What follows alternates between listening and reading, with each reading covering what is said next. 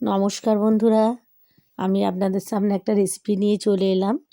রেসিপিটা হলো মটরশুঁটির কচুরি। তো প্রথমে আমি কড়াতে তেল দিয়ে হিং ফোড়ন দিয়েছিলাম। হিং দিয়ে এবার মটরশুঁটিটাকে আমি পেস্ট করে রেখে দিয়েছিলাম, সেটাকে কড়াতে ঢেলে দিয়েছিলাম।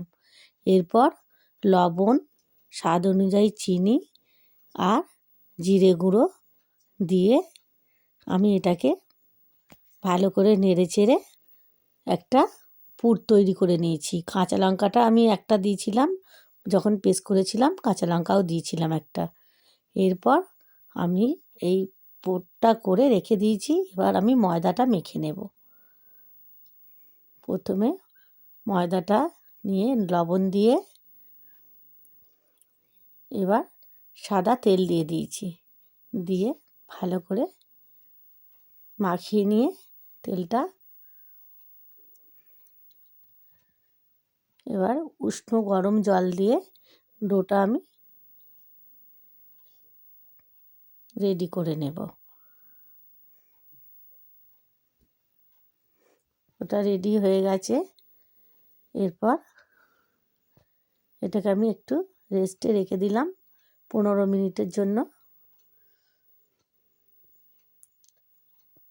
এই যে দেখুন, পুরটাও রেডি হয়ে গেছে, ঠান্ডা হয়ে গেছে। এরপর আমি লিচিগুলো কেটে রেখে দিলাম।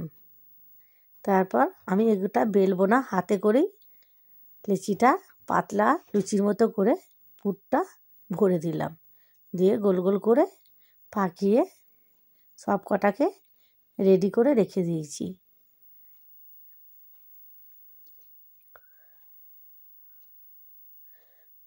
এবার রেডি হয়ে গেছে পুরটা ভরা।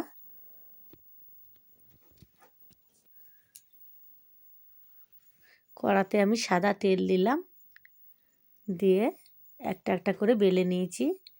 এবার কচুরিগুলো আমি কড়াতে দিয়ে ভেজে নেব একটা একটা করে।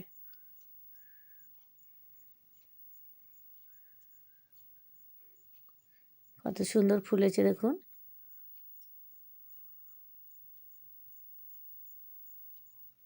একটা একটা করে ভেজে আমি তুলে নিলাম।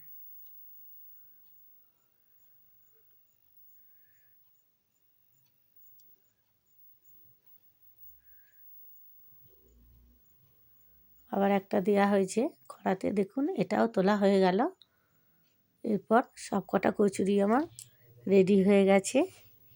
তো বন্ধুরা, আজকে মেনুতে রয়েছে এই যে হিঙের পুর ভরা কচুরি, এই যে মটরশুঁটি দিয়ে আলুর দম, নারকেল দিয়ে ছোলার ডাল, আছে বেগুন ভাজা আর রসগোল্লা। তো কেমন লাগলো আজকের মেনুটা বন্ধুরা, আপনারা জানাবেন। এরকমভাবে বাড়িতে একবার ট্রাই করে দেখবেন, অবশ্যই ভালো লাগবে। তো আমার রেসিপিটা যদি ভালো লেগে থাকে লাইক, কমেন্ট, শেয়ার করে দেবেন। নমস্কার।